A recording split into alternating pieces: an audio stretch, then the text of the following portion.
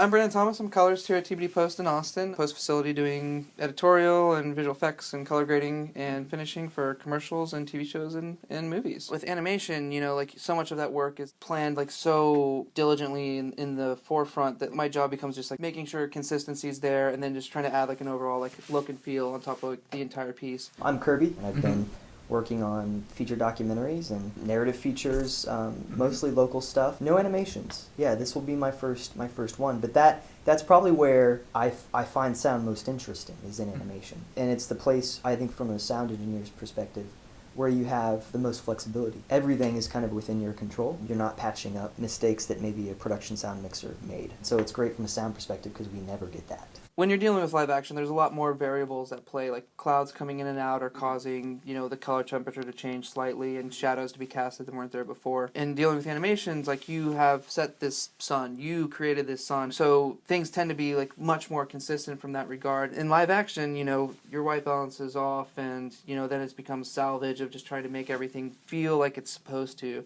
Where here we kind of had the benefit of like everything was pretty great to start off with, and so it's just kind of like little steps to get it to that point where we want it to be. It definitely required breaking down a singular sound into multiple sounds. You are able to play with individual sounds and kind of create something that's just more interesting. And this is a fantastical world, right? And these planes are created from real models, but ultimately new concepts. I still wanted to give each plane its own voice. You know, obviously the Fug Duck, that was a huge thing. We had to create that personality, making sure that it sounded thrown together and junkyard as possible.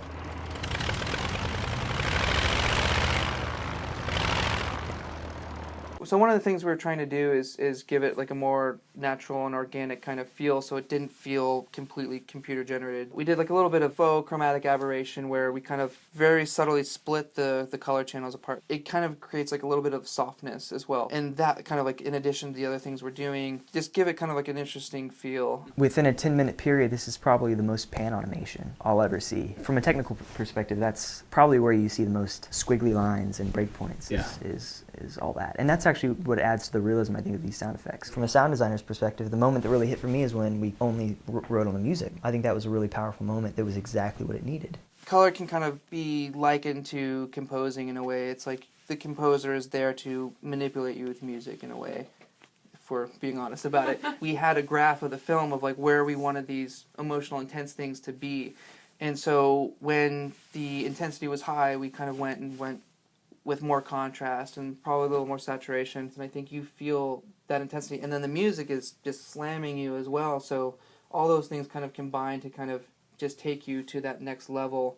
And then when we ease away from there, it's like you have this rest in the music, and you have this color that kind of like subdues a bit, and it kind of just takes you on a little bit of a ride. We didn't have any sort of good cloth sounds. It sounded realistic, like a bullet was actually hitting the cloth, so we jumped in the booth and grabbed a few props and went from there. And a lot of times, like, if my job's done well, no one notices anything has happened, or knew that it was a job that existed, and that's something I'll have to deal with. Thanks for watching. The OceanMaker is now available online, and we've partnered with the Earth Day Network, so every purchase helps plant a tree as part of the Canopy Project. Visit OceanMaker.com to find out more.